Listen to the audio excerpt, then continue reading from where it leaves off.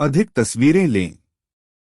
प्रत्येक जीवन जीने लायक है और इसे देखते हुए प्रत्येक जीवन रिकॉर्ड करने लायक है। अक्सर कोई मित्र मुझे हाल की छुट्टियों में किसी लुभावने दृश्य के बारे में या उसके बच्चे द्वारा क्रिसमस संगीत कार्यक्रम में की गई किसी प्रफुल्लित करने वाली चीज के बारे में या किसी प्रसिद्ध व्यक्ति से उसकी मुलाकात के बारे में बताता है। क्या आपको यह फिल्म पर मिला, पूछता हूं। मुझे फोटो देखना अच्छा लगेगा। अगली बार जवाब आता है। मेरे पास नया रोल लेने का समय नहीं था, लेकिन मुझे यह बताने का प्रयास करने दीजिए कि आपके साथ क्या हुआ। एक तस्वीर वास्तव में हजारों शब्दों के बराबर होती है। तस्वीरें जीवन की सबसे बड़ी यादों को कैद और रिकॉर्ड करती हैं, ताकि जैसे जैसे साल बीते हम उन्हें फिर से जी सकें। जैसे जैसे मैं बड़ा हुआ, मेरे पिता लगातार हमारे परिवार की तस्वीरें लेते रहे। चाहे वह पारिवारिक पिकनिक हो, पहली बार जब मैं घूमने के लिए उसकी कार लेकर निकला था, या दोस्तों के साथ एक साधारण सभा, वह वहां तस्वीरें ले रहा था। अक्सर जब वह हमें कैमरे के सामने मुस्कुराने के लिए कहते थे, तो मैं अधीर हो जाता था और धीरे से उनसे जल्दी से फोटो लेने के लिए कहता था। आपको इतनी सारी तस्वीरें लेने की जरूरत नहीं है, पिताजी, मैं कहूँगा। हम उन सब के साथ क्या करने जा रहे हैं? खैर, अब चूंकि साल चुपचाप बीत गए हैं, मुझे पता है कि उन सभी तस्वीरों का क्या करना है।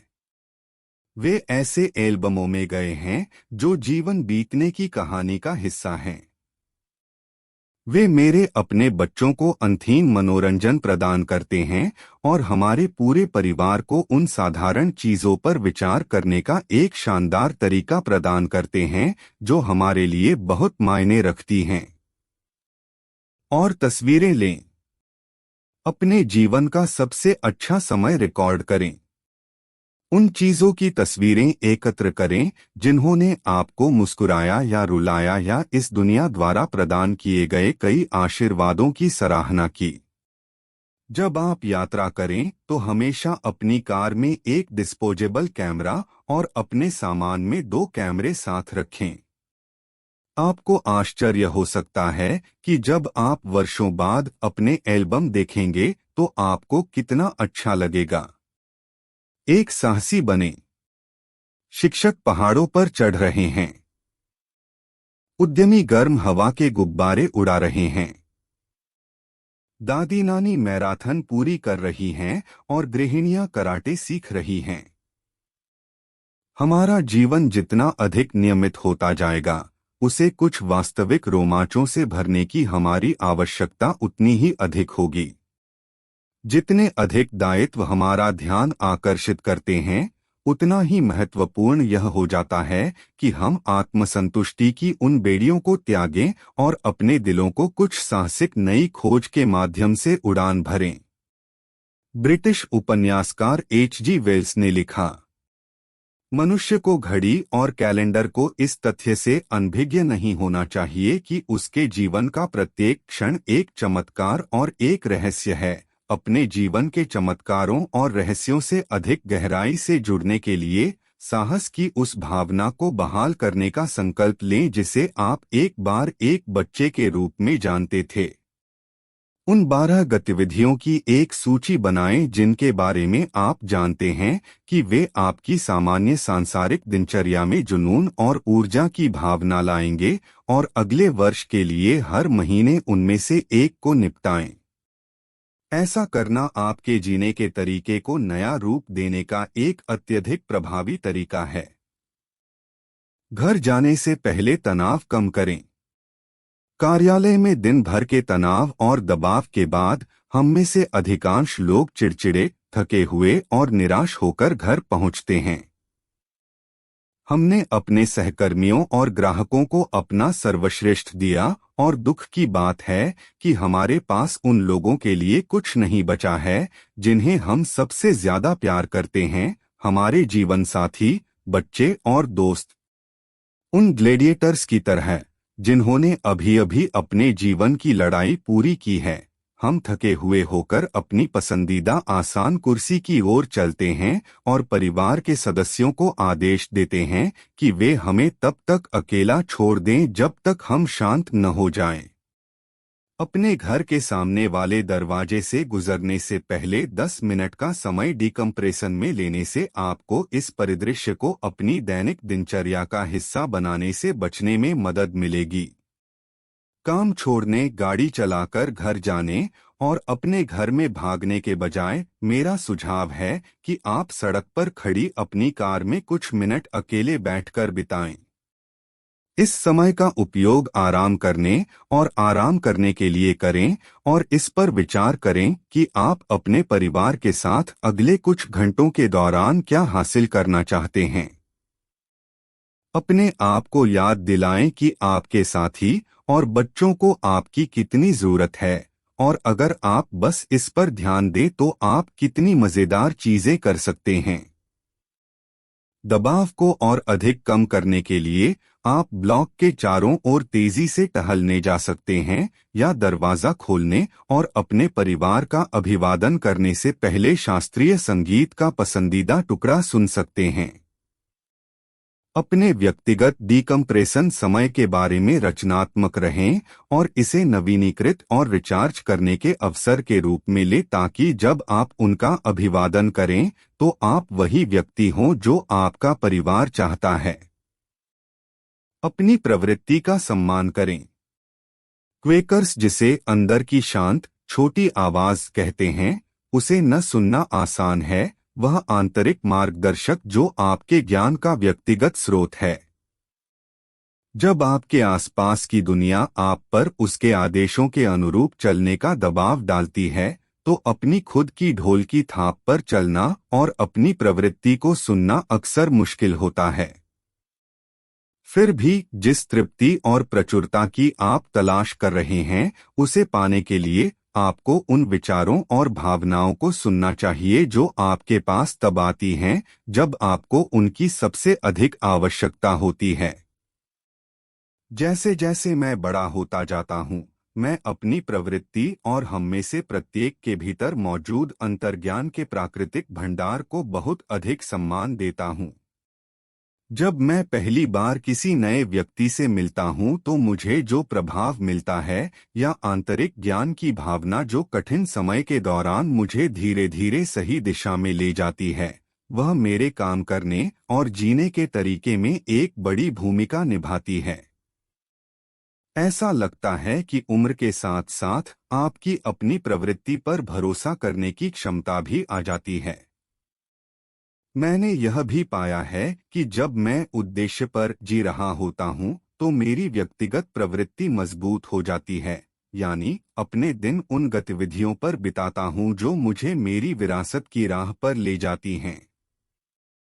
जब आप सही चीजें कर रहे हैं और उस तरह से जी रहे हैं जिस तरह से प्रकृति ने आपको जीना चाहा है, ऐसी क्षमताएं जिनके बारे में आप नहीं जानते थे कि आप व्यस्त हो गए हैं और आप उस व्यक्ति की पूर्णता से मुक्त हो जाते हैं जो आप वास्तव में हैं। जैसा कि भारतीय दार्शनिक पतंजलि ने स्पष्ट रूप से लिखा है, ऐसी क्षमताएं जिनके बारे में आपको पता नहीं था कि आप व्यस्त हो गए हैं और आप उस व्यक्ति की पूर्णता को मुक्त कर देते हैं जो आप वास्तव में हैं। जैसा कि भारतीय दार्शनिक पतंजलि ने स्पष्ट रूप से लिखा है, ऐसी क्षमताएं जिनके बारे में आपको पता नहीं था कि आप व्यस्त हो गए हैं और आप उस व्यक्ति की पूर्णता को मुक्त कर देते हैं जो आप वास्तव में हैं। जैसा कि भारतीय दार्शनिक पतंजलि ने स्पष्ट रूप से लिखा है, जब आप किसी महान उद्देश्य, किसी असाधारण परियोजना से प्रेरित होते हैं तो आपके सभी विचार अपने बंधन तोड़ देते हैं, आपका मन सीमाओं को पार कर जाता है, आपकी चेतना हर दिशा में फैल जाती है और आप खुद को एक नई, महान और अद्भुत दुनिया में पाते हैं। सुप्त शक्तियाँ, क्षमताएं और प्रतिभाएं जीवित हो जाती हैं और आप अपने आप को उससे कहीं अधिक महान व्यक्ति पाते हैं जितना आपने कभी सपने में भी नहीं सोचा था। उन उद्धरणों का संग्रह करें जो आपको प्रेरित करते हैं। यदि आपने the monk who sold his Ferrari या मेरी कोई अन्य पुस्तक पढ़ी है तो आप जानते हैं कि मुझे दुनिया के महान विचारकों के उद्धरणों का उपयोग करना पसंद है। मुझे कभी नहीं पता था कि मैं इन्हें इतना पसंद क्यों करता हूँ, जब तक कि मेरे एक गुरु ने मेरी लिखी पांडुलिपि को पढ़ने के बाद नहीं कहा, आपको उद्धरण उसी कारण से पसंद हैं जिस कारण से मैं करता हूँ, रॉबिन। एक महान उद्धरण में एक ही पंक्ति में ज्ञान का खजाना होता है। अक्सर मेरे पढ़ने में मुझे बिल्कुल सही उद्धरण मिलता है जिसमें मेरे सामने आने वाली चुनौती का आदर्श उत्तर होता है। और मेरे गुरु सही थे। एक महान उद्धरण का मूल्य इस तथ्य में निहित है कि इसमें ज्ञान की एक ऐसी दुनिया शामिल है जिसे एक या दो पंक्तियों में पहुंचने में लेखक को कई साल लग गए होंगे। अगले कुछ हफ्तों में उद्धरणों का अपना संग्रह शुरू करें, ऐसे शब्द जिनका उल्लेख आप तब कर सकते हैं जब आपको उन मोड़ों से निपटने के लिए तत्काल प्रेरणा या सलाह की आवश्यकता होती है जो जीवन कभी कभी हमें भेजता है। एक और प्रभावी तरीका जो मैं उद्धरणों का उपयोग करता हूं वह है उन्हें उन स्थानों पर चिपकाना जहां मुझे पता है कि मैं उन्हें पूरे दिन देखूंगा, जैसे कि मेरे बाथरूम के दर्पण पर, रेफ्रिजरेटर के दरवाजे पर, मेरी कार के डैशबोर्ड पर और मेरे पूरे कार्यालय में। यह सरल अनुशासन मुझे व्यस्त समय के दौरान आवश्यक चीजों पर ध्यान केंद्रित रखता है, कठिन समय के दौरान सकारात्मक रखता है और वास्तविक सफलता के सिद्धांतों पर केंद्रित रखता है। अपने व्यक्तिगत कंप्यूटर पर मैंने अब महान नेताओं, विचारकों, कवियों और दार्शनिकों के सैकड़ों उद्धरण एकत्र किए हैं, जैसे प्रतिकूल परिस्थितियों से कैसे निपटें, जीवन का अर्थ, आत्मसुधार का मूल्य, दूसरों की मदद करने का महत्व, शक्ति, हमारे विचारों और एक मजबूत चरित्र की आवश्यकता।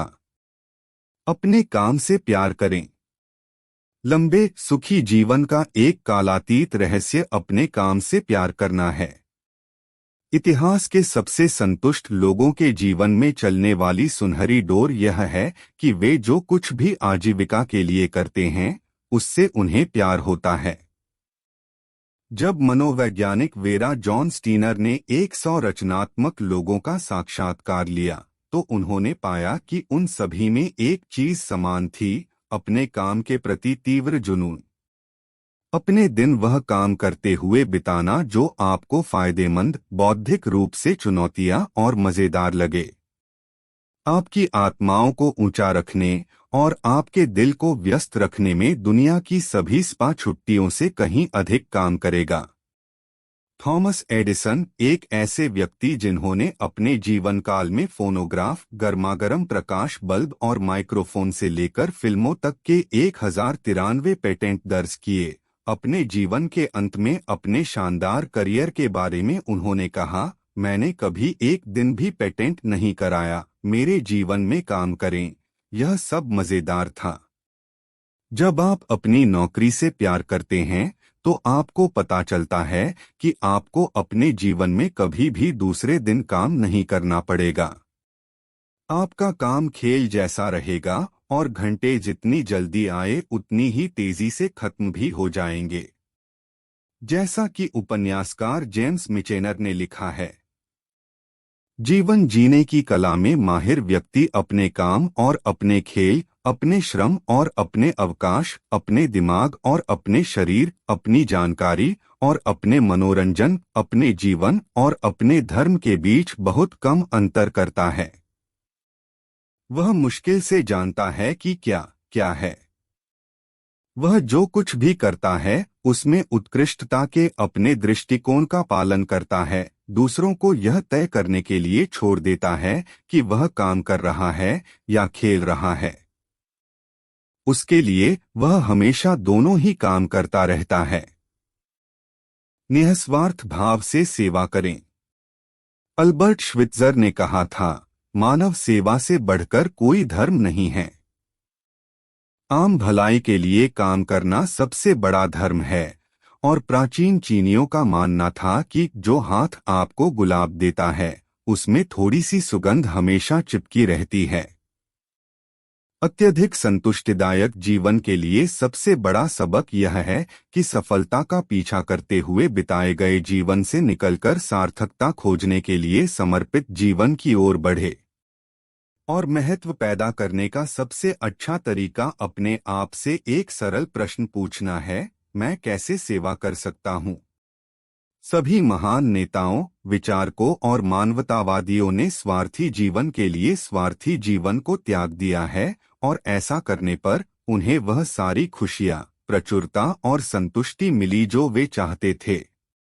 वे सभी यह समझ चुके हैं, मानवता का महत्वपूर्ण सत्य, आप सफलता का पीछा नहीं कर सकते, सफलता मिलती है। यह लोगों की सेवा करने और दुनिया में मूल्य जोड़ने में बिताए गए जीवन के अनपेक्षित लेकिन अपरिहार्य उपोत्पाद के रूप में प्रवाहित होता है। महात्मा गांधी सेवा नीति को अन्य लोगों से बेहतर समझते थे। उनके जीवन की एक यादगार कहानी में वह ट्रेन से पूरे भारत की यात्रा कर रहे थे। जैसे ही वह कार से निकला जिस पर वह सवार था, उसका एक जूता उसकी पहुंच से काफी दूर पटरी पर एक जगह गिर गया। इसे वापस पाने के बारे में चिंता करने के बजाय उसने कुछ ऐसा किया जिससे उसके यात्रा करने वाले साथी चौंक गए। उसने अपना दूसरा जूता उतार दिया और उसे उस स्थान पर फेंक दिया जहां पहला जूता रखा था। जब उनसे पूछा गया कि उन्होंने ऐसा क्यों किया, तो गांधी ने मुस्कुराते हुए जवाब दिया, अब जो बेचारा पहली बार ढूंढेगा उसके पास एक जोड़ी होगी जिसे वह पहन सकता है। पूरी तरह जिए ताकि आप खुश होकर मर सकें।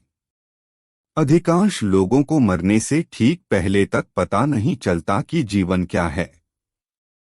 जब हम युवा होते हैं तो हम अपना दिन प्रयास करने और सामाजिक अपेक्षाओं को पूरा करने में बिताते हैं। हम जीवन की बड़ी खुशियों का पीछा करने में इतने व्यस्त हैं कि हम छोटी छोटी खुशियों को भूल जाते हैं, जैसे बारिश के दिन अपने बच्चों के साथ पार्क में नंगे पैर नाचना या गुलाब का बगीचा लगाना या सूरज को उगते हुए देखना। हम ऐसे युग में रहते हैं जहां हमने सबसे ऊंचे पहाड़ों पर विजय प्राप्त कर ली है, लेकिन अभी भी खुद पर काबू पाना बाकी है। हमारे पास ऊंची इमारतें हैं लेकिन स्वभाव छोटा है, संपत्ति अधिक है लेकिन खुशियां कम हैं, दिमाग भरा है लेकिन जीवन खाली है। जीवन के अर्थ और इसमें आपको जो बहुमूल्य भूमिका निभानी है उसका एहसास करने के लिए तब तक इंतजार न करें जब तक आप मृत्युशैया पर न हो। अक्सर लोग अपना जीवन पीछे की ओर जीने का प्रयास करते हैं, वे अपना दिन उन चीजों को पाने की कोशिश में बिताते हैं जो उन्हें खुश कर सकें, बजाय इसके कि उनके पास यह समझने की बुद्धि हो कि खुशी वह जगह नहीं है जहां आप पहुंचते हैं, बल्कि वह स्थिति है जिसे आप बनाते हैं। खुशी और गहरी संतुष्टि का जीवन तब आता है जब आप अपनी आत्मा के मूल से अपनी उच्चतम मानवीय प्रतिभा को एक ऐसे उद्देश्य पर खर्च करने के लिए प्रतिबद्ध होते हैं जो दूसरों के जीवन में बदलाव लाता है। जब आपके जीवन से सारी अव्यवस्था दूर हो जाएगी तो इसका वास्तविक अर्थ स्पष्ट हो जाएगा, अपने से अधिक किसी चीज के लिए जीना। सीधे शब्दों में कहा जाए तो जीवन का उद्देश्य उद्देश्यपूर्ण जीवन है। चूंकि यह जीवन का आखिरी सबक है, इसलिए इस पुस्तक में आपके साथ साझा करना मेरा सौभाग्य है। मैं आपके लिए ज्ञान, खुशी और पूर्णता से भरे एक महान जीवन की कामना करता हूँ। आपका दिन ऐसे काम में व्यतीत हो जो आकर्षक हो, जो प्रेरणादायक हो और जो लोग प्रेमपूर्ण हो। मैं आपको जॉर्ज बर्नार्ड शॉ के निम्नलिखित शब्दों के साथ छोड़ना चाहूंगा, जो इस अंतिम पाठ के सार को मेरी तुलना में कहीं बेहतर ढंग से दर्शाते हैं। यह जीवन का सच्चा आनंद है, एक ऐसे उद्देश्य के लिए उपयोग किया जाना जिसे आप एक शक्तिशाली व्यक्ति के रूप में पहचानते हैं। प्रकृति की एक सच्ची शक्ति बनना है, बजाय बीमारियों और शिकायतों के एक छोटे से थक्के के रूप में शिकायत करना कि दुनिया आपको खुश करने के लिए खुद को समर्पित नहीं करेगी। मेरी राय है कि मेरा जीवन पूरे समुदाय का है, और जब तक मैं जीवित हूँ, यह मेरा सौभाग्य है कि मैं इसके लिए जो कुछ भी कर सकता हूँ वह करूँगा। मैं चाहता हूँ कि जब मैं मरूँ तो मेरा पूरा उपयोग हो जाए, क्योंकि मैं जितनी अधिक मेहनत करता हूँ उतना ही अधिक जीवित रहता हूँ। मैं अपने लिए जीवन का आनंद लेता हूँ। जीवन मेरे लिए कोई छोटी मोमबत्ती नहीं है। यह एक प्रकार की शानदार मशाल है जिसे मुझे फिलहाल थामना है, और मैं इसे भावी पीढ़ियों को सौंपने से पहले इसे यथासंभव उज्ज्वल रूप से जलाना चाहता हूँ।